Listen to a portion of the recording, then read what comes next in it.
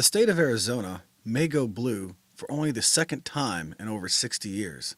With more than 500,000 veterans living here, and as a 14-year military veteran myself, I decided to visit the Grand Canyon State to find out what's dividing our American heroes. And met up with Thomas Robles, who served in the Marines and deployed to Iraq in 2005. You have this opportunity where so many people hate Trump, but not enough people trust Hillary, and so it's become a very close race in Arizona. So what do the numbers look like? According to the latest poll by Real Clear Politics, Hillary has taken the lead over Trump by 1.3%. What would you describe as your mission now, here as a veteran in Arizona? For me, my mission is that to bring attention to the fact and to put accountability to those that pretend to be patriotic, but their actions say the opposite. Corey Harris is a former Army Civil Affairs officer and two-time Iraq veteran. He now works as a Veterans Outreach Coordinator for the Democratic candidates. It's funny that you mentioned Phoenix being a veteran-friendly community because we were actually founded by a whole bunch of veterans. Really? I've actually had the opportunity to look through Hillary Clinton's plans for veterans, and it covers the entire gamut of homelessness, education, strengthening the GI Bill, ensuring that we have the benefits coming home that aren't whittled away as there's been this focus on reducing government. She's going to continue those plans that Barack Obama has laid out with the VA to do away with all veteran homelessness. And that is why Brian, a homeless veteran, will be voting for Hillary. We're both bad people. But the one thing I like is he's trying to eradicate homelessness for veterans. I got to give him that. And if I don't strike now, I'm not going to get it with Trump. Why aren't we getting the things we really need? The medical coverage. You know, I got a bad foot. I'm waiting 3 weeks just to get an x-ray to get out here walking around because I got to live. I met with Luis Cardenas, a 3-time Iraq veteran with the Marine Corps, who now works at the regional VA office. We're home, but we're not necessarily home free. I mean, our mission now is to go out there and help veterans to really and truly integrate into the community. After any major conflict, you're going to need to hire more employees. As the wars winded down, hiring at the VA should have gone up, and we saw otherwise. We didn't see that.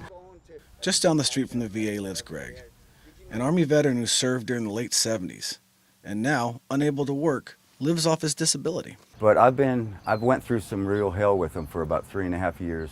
During my fight with disability, I've waited 14 hours in the emergency room, and I finally just walked out, and many guys do that. They just get so pissed off, they walk out. Like many older veterans, Greg is a Trump supporter. That's all right, I was robbing them on purpose. Getting to where they actually cut them up with knives and then burned them at my front door. So they burned something with an American flag on it because it said Trump. That is correct. And it said veterans. So that really is offensive, I guess. This is interesting. I thought so. They did it 3 times, like I say, but I don't give up. It seems Arizona has literally become a battleground state.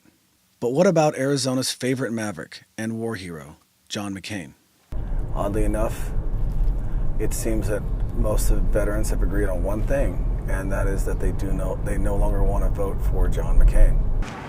I think John should go out of office, to be honest with you. And it's a shame that Senator McCain has put himself in that situation to possibly lose the election. So why is it he's losing veteran support? Would it be because he voted against the post-9/11 GI Bill? I think vets here still support McCain overwhelmingly because we're a brotherhood, so we take care of our brothers. But our brother hasn't been taking care of us for many years now. Donald Trump recently said that John McCain's no friend to veterans. Would you at least agree with him on this one point? I think Trump has no right to talk about how McCain's done for what veterans have or not. He's insulted him as a POW, insulted him as a war hero, has insulted him as a man.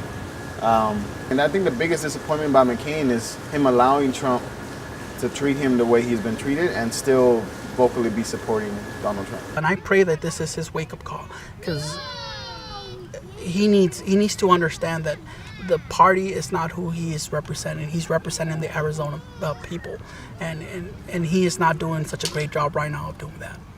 As the elections draw near, a new day may be on the horizon for Arizona. The veterans here only want to be heard and receive the basic care and benefits they need to get on their feet. But until such time, these men, these heroes, will continue to carry each other long after the war is over, because they refuse to leave a fallen comrade behind.